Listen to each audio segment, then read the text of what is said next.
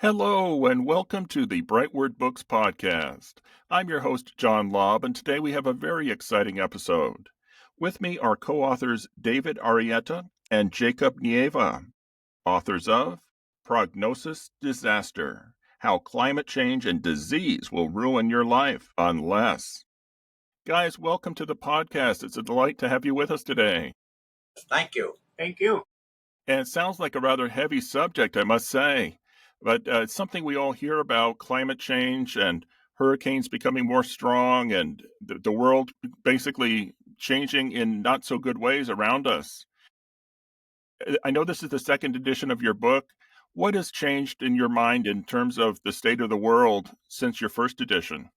Yeah, first of all, number one, the hurricanes are getting worse. That's a big one. I think they had the big one in Jamaica or something. They said it was the largest one they can remember. Or I don't even think they remembered one larger than that one. That's one thing. And then, we have still the climate is changing and the melting ice up in the Arctic and this. And I don't know what if people know about the function of the ice, but that actually keeps us moderately warm, without, keeps us a little bit warm because, the purpose of the ice is to reflect. So if it keeps reflecting, then we have less heat going into the planet. But if we lose less ice, that's less reflectivity, and that reflection is called albedo. So, you need a normal albedo, which is reflection. And what happens is, as you all know, when the light rays hit something light, they reflect. If it hits it dark, it absorbs. So when you take away the ice, the ocean is darker, therefore it absorbs more heat. So these are the basic ones. Then, of course, we're polluting the air with the results of hydrocarbons, which make up the bulk of fossil fuels, oil, coal, and gas. They contain hydrogen and carbon. And when you burn them, you get a lot of carbon dioxide. And we have too much carbon dioxide. And let me tell you one thing. This really disturbs me. We know we're messing up the environment, yet we do it anyway because of the money issue. And then I won't mention the politician who wants to disrupt all the regulations. I shouldn't mention his name, but it begins with T. And what happened is he's destroying the environment by taking away all the regulations. And by the major one was pulling out of the Paris Accord. This really disturbed me. But anyway, so that's what's gotten worse. Jacob, in addition to weather, diseases themselves have become more virulent as a result of the changes to our world. Can you speak to that? Yeah, of course. Actually, there are about 318 diseases globally, worldwide. Out of this 318, 52%, which is about 200 something, are related to climate change, whether it is direct cause or it could be aggravated by climate change. Some of these are the infectious diseases, just like malaria. And then we have the leptospirosis that are very common during floods. Okay. And there are other non-infectious diseases. We call it non-microorganismal, just like skin cancers. This, according to studies, for 1 degree centigrade increase in temperature, there is an increase of 8.2 incidence in skin cancers. Tick-borne diseases, especially Lyme disease, which is common in northern United States and Canada. They said it was sixfold from 2010 to 2020. And there is a study about heat wave-related diseases and mortality for 65 years old and above, just like our contemporaries. There was an increase of 53% from that 10 years period of 2010 to 2020. Your climate change is really becoming worse. Our carbon dioxide emission is increasing in magnitude. 2023 emission was 37.01. That is billion metric tons, while in 2024 it was 37.41, a difference of 0.4 billion metric tons. It might be a small number, but it relates to a big amount of carbon dioxide because we are dealing with a billion metric tons. Okay, And then the so-called temperature anomaly, and climate change, you don't use the normal temperature readings. We use the temperature anomaly, which is a deviation from the normal. The temperature anomaly is increasing. So there is a really worsening of the climate-related effects. Absolutely. Absolutely. And, there's some people that say, gee whiz, I don't want to think about climate change. It's somebody else's problem. But Mhm. obviously, it's all of our problem. But what do you say to the people who are anti-environmental movement, if you will, where they're saying, well, we'll figure it out. Humans have caused pollution for all of our lives. We'll make it better. We'll invent some huge vacuum cleaner to clean all the soot out of the air at some point. Do you think we're just going through a phase of damage to the climate, or is this time really different than any other time that we've polluted? Well, Yeah, we've had of different course. times in the past, but as you see, why do we have the COP meetings in the first place? By the way, COP stands for Conference of Parties. The last one we had was 30. So that means prior to that, they had 29. Why did they have it in the first place? Because they knew the environment was getting overpolluted, but yet we still have it. And as I mentioned earlier, they had all these lobbyists and nothing got accomplished.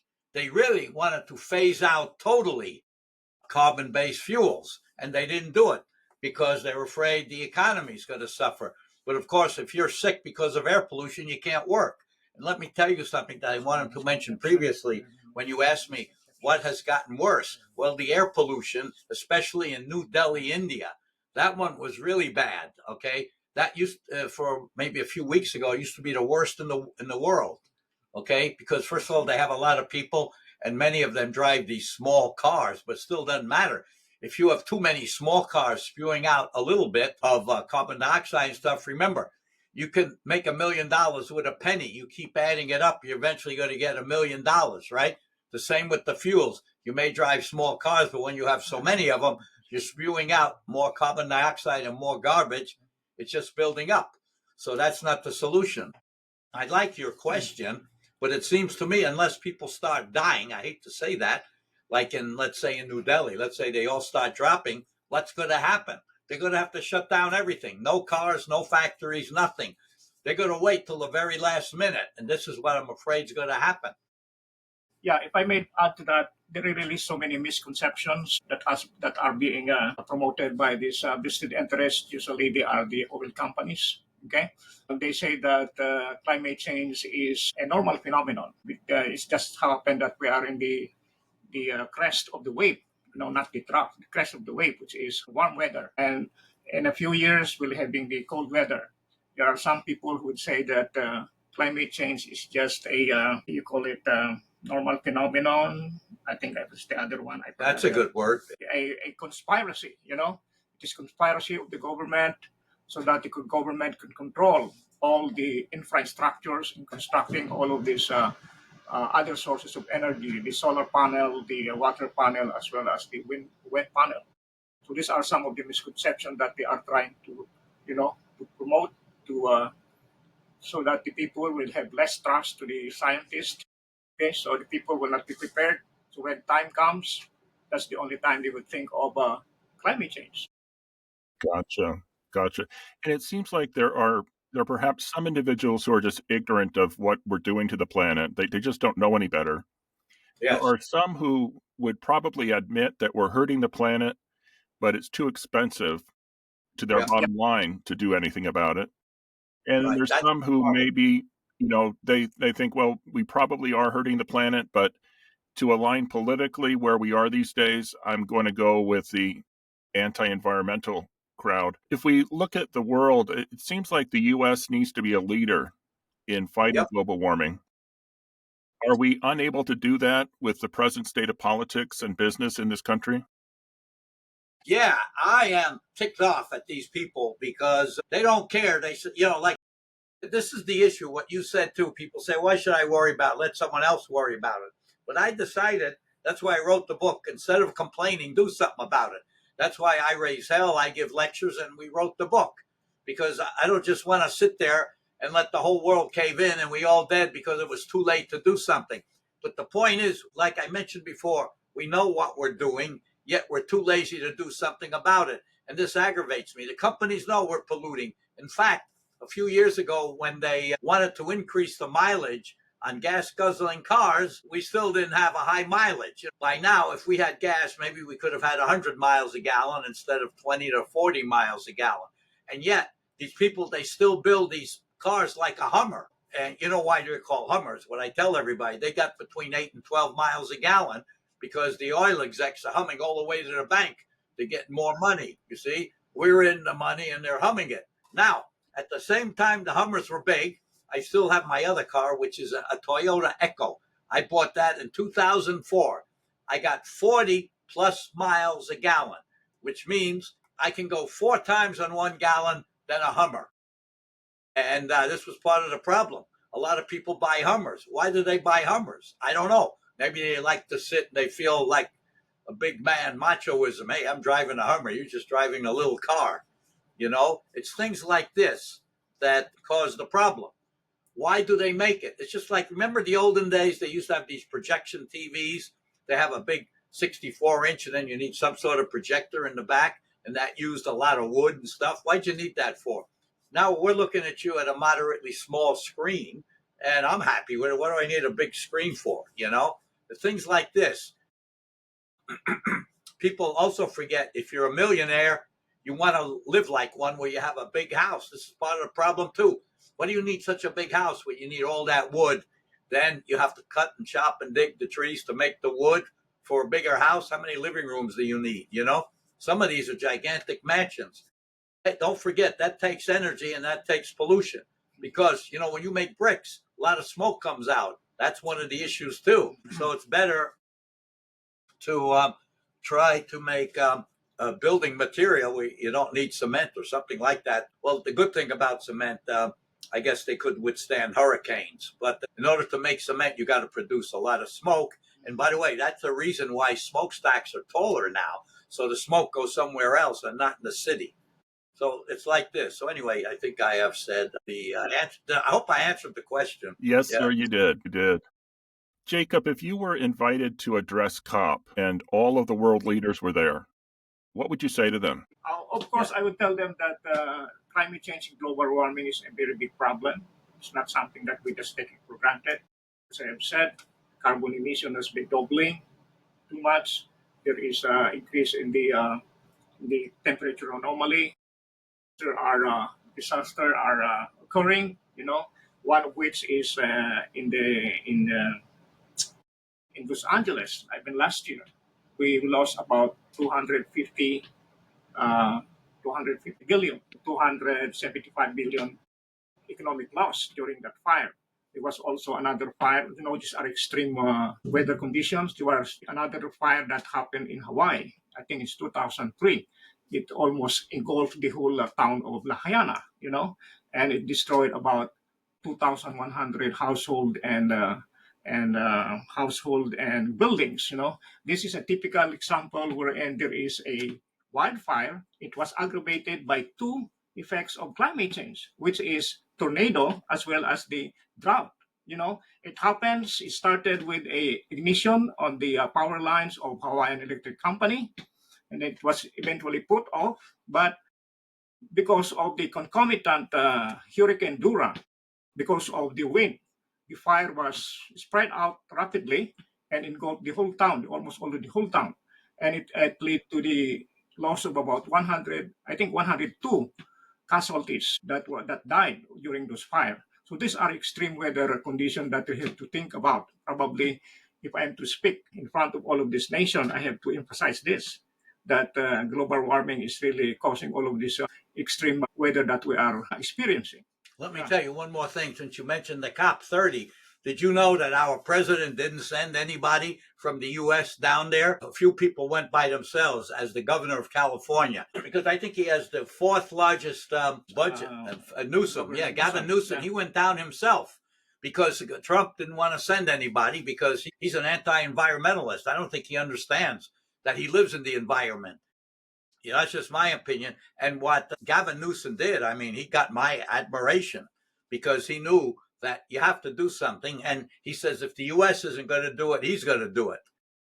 And that's why he's got guts. A lot of states should have sent the governor down there, but a lot of them don't care. That's the issue. And that really disturbs me. I don't want to talk politics, but you see it all the time. And The Republicans.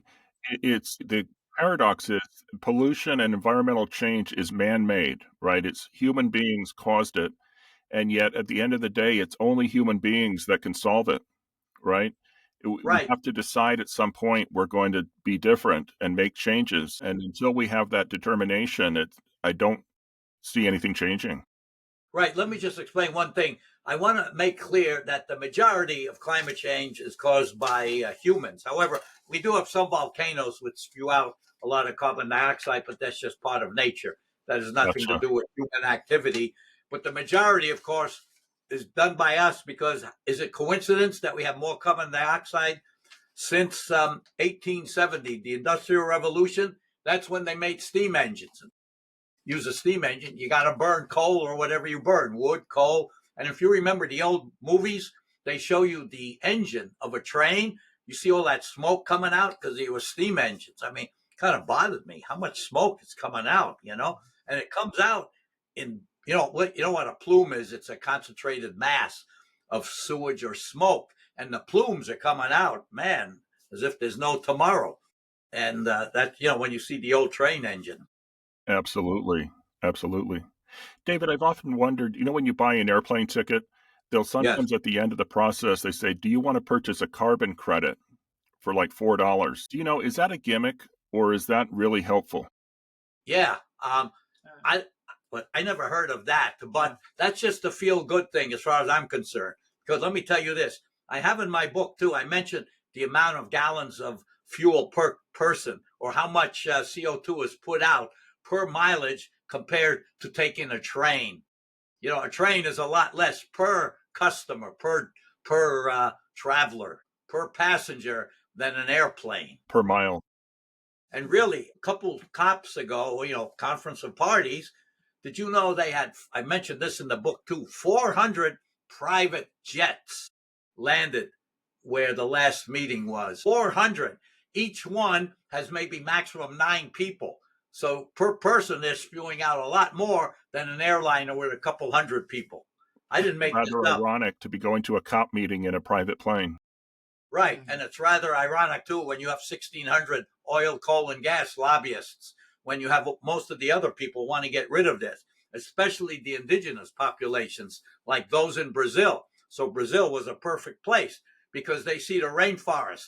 And another thing, it's cause of greed that they're cutting down the rainforests, which are cutting down the sponges to absorb the CO2. They do that for palm oil. Palm oil is found almost in everything, fruits, vegetables, food items, a whole bunch of stuff. Wow. It sounds almost, David, like you have a desperate tone in your voice, and rightly so. Yes, You I feel do. desperately you feel desperately worried about this. Has your desperation increased between the first and second edition of the book?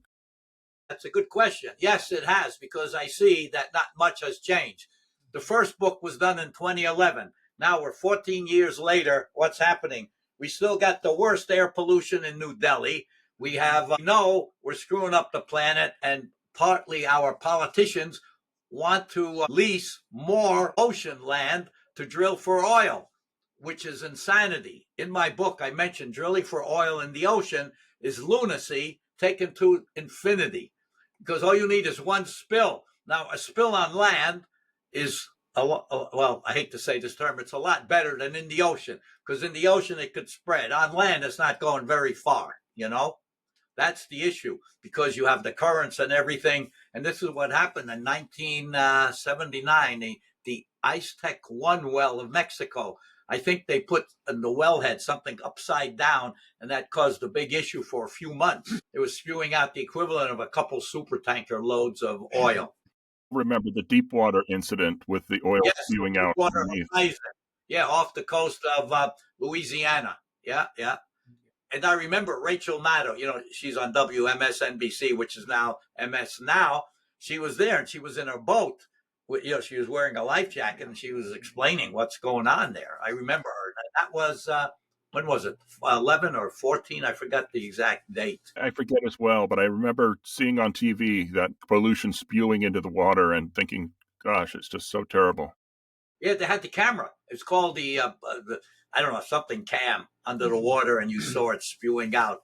And you see, we'll never learn. Listen, let me tell you something. When they say it's safe to drill in the ocean, that's pure baloney. Because if humans can get involved, there's always an accident.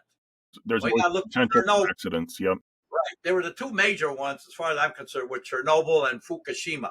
Fukushima wasn't caused by human beings, but they didn't build it strong enough to withstand an earthquake of 10. It was built, as far as I know, reading the material, to withstand an earthquake of 9.5 on the Richter scale. That's part of the problem.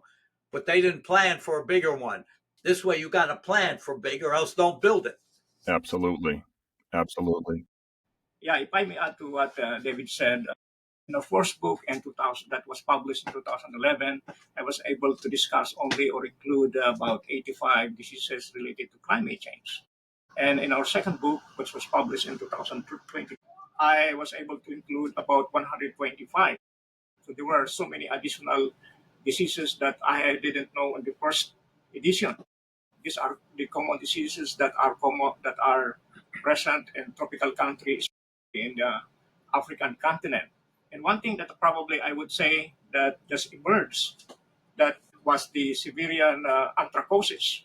This is a anthrax infection. It happened in 2016, but this is due to melting of the permafrost. The permafrost are layers of soil and sediments and rocks that are being preserved because of the ice that would cover them year by year. So when during this time when all of these animals died during those time, they carried with them the bacteria and the viruses that causes the death.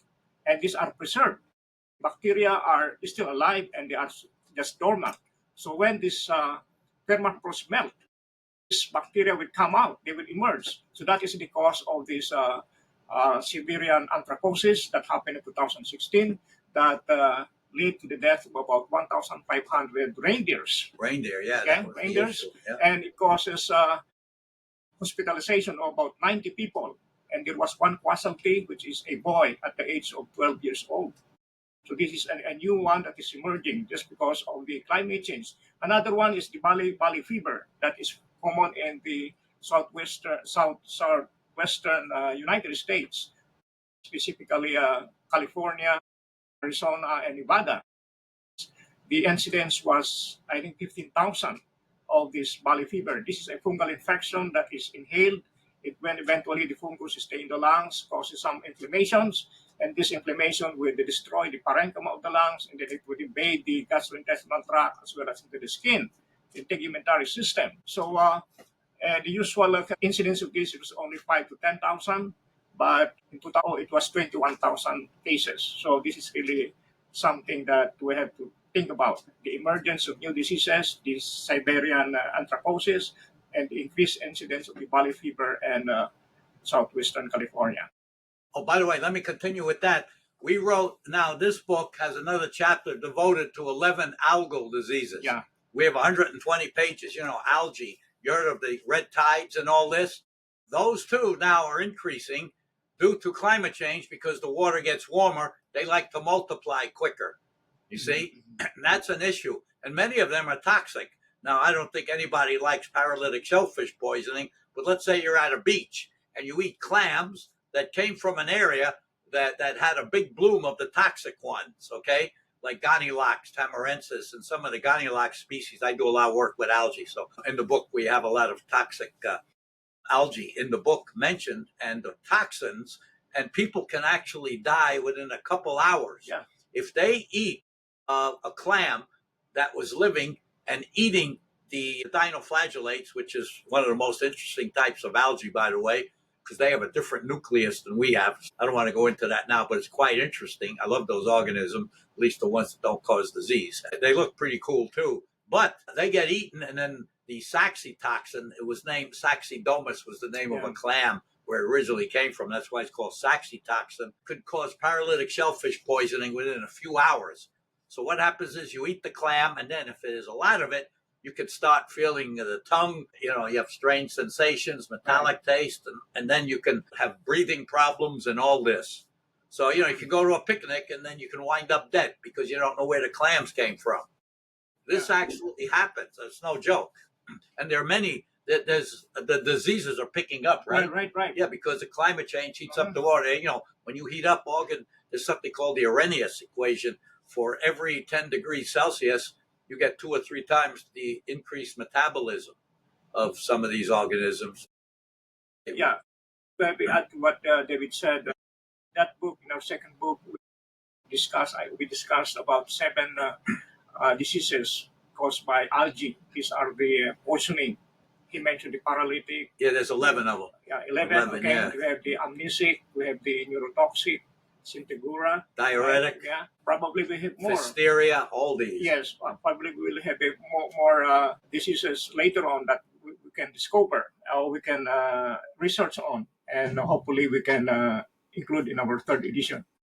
Let me mention something else. You heard of Alzheimer's and amyotrophic lateral sclerosis, better known as Lou Gehrig disease. Yeah, Lou Gehrig's disease. One of them is caused by an algae called nostoc, and the Guam Island had a large case of many cases in Guam, and they had to figure out, it had something to do with the relationship between cycad trees and I think bats, because the bats would eat the seeds and then they would be eaten and contain the toxin, and that causes what, Parkinson's?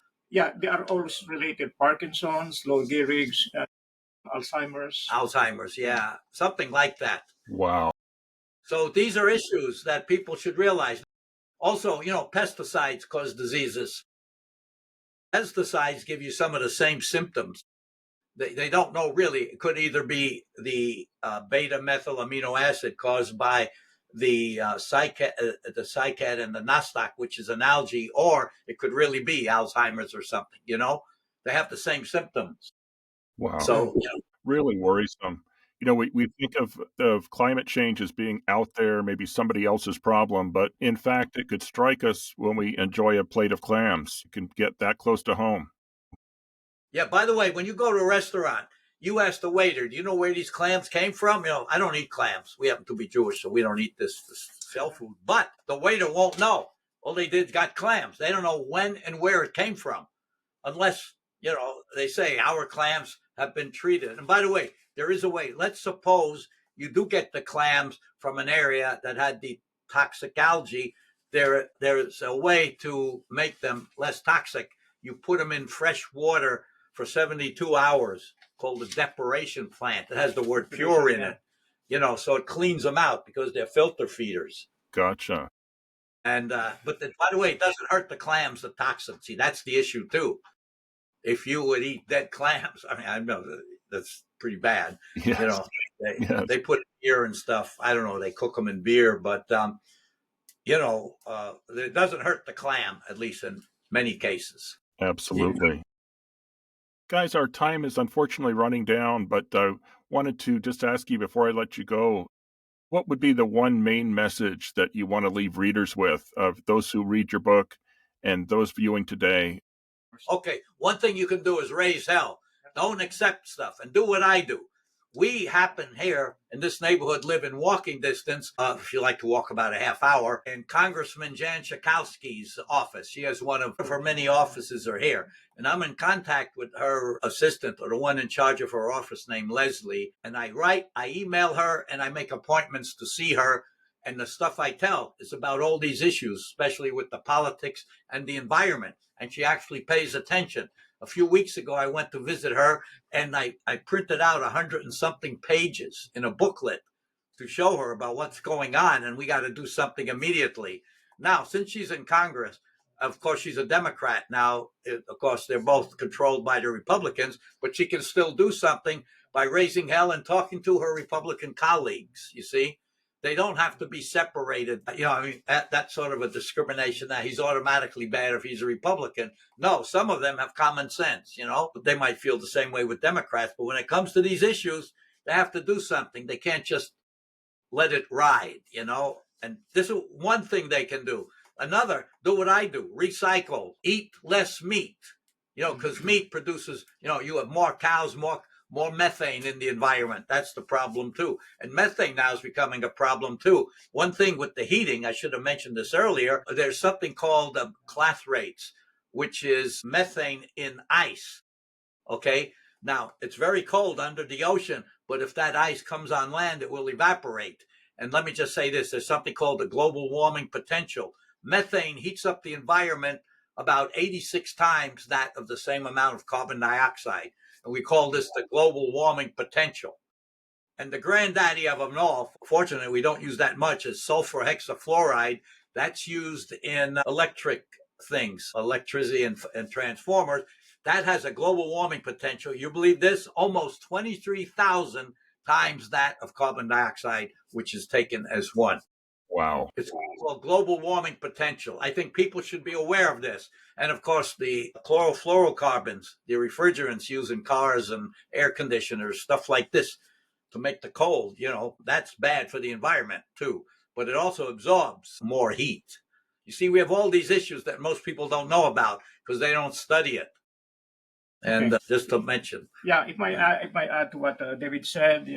All I can say to the people is that they have to consider this as a major concern, and they have to do something to mitigate the climate change effects.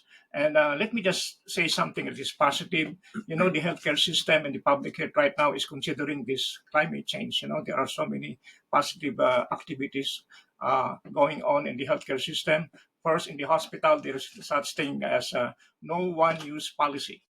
In other words, those disposables, as much as possible, if we can reuse them, this would be a little bit cheaper. And not only that, it would conserve energy. If you have to reorder again another batch of these materials, there are so many one-use. We have the scalpel, we have the forceps, we have the syringes, we have the gloves. These are only one-use. But if we can reuse them, for any other, not necessarily for the same purpose, but for any other purpose, that will be positive directions. Okay, and there is also now clamor for more telemedicine. Telemedicine, you have a consultation by remote because you don't need to go to the hospital or to the clinic, and you're conserving energy and driving the car. For non-emergency as well as non-serious conditions, they would claim more to do it in telemedicine. These are positive direction of the healthcare system. And another one thing before I end is that they are now empowering the medical professionals, the doctors and the nurses. These are the people whom the patient or the people would turn to as a first responder. When these people are healed of their diseases, just like, let's say, malaria. When they are healed, they are clamoring that the doctors and nurses has to educate the patients that this malaria is due to heat. And then if you have so many receptacles at home that can take water, or old tires and old plastic bag, these are breeding area for malaria, for the mosquitoes. So in Florida, I think they are already clamoring for in the medical curriculum to include some topics about climate change so that the medical community, the doctors and nurses are aware so that they can share it to the people. The people does not listen to the scientists. They don't care about numbers and data, but they listen to the doctors and the nurses, and they are emotionally attached to the nurses. That's why they say that it is best for the medical community to be educated with climate change so that they can advise that to the patients. That's why they are clamoring for a topic on climate change in the medical curriculum. I just don't know if it's already going on in Florida. Wow. Can I say one more thing? One thing to use the equipment over again is, in the lab, the biology lab, we have a box that has ultraviolet light for goggles. And so, people don't want to wear some other glasses that someone else had because it might be germs, on the skin or something. So we have a UV light, which kills the germs. So that means you don't have to keep throwing them out and getting new ones. Exactly. Perfect example.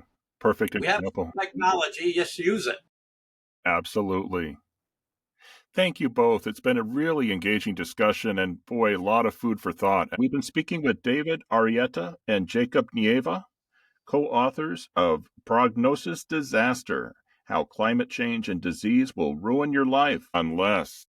Hey, should we show them the cover at least? Absolutely. Here it is. We have two. The one's in hardcover and soft cover. That's the hardcover. No. This is coming out because that's right.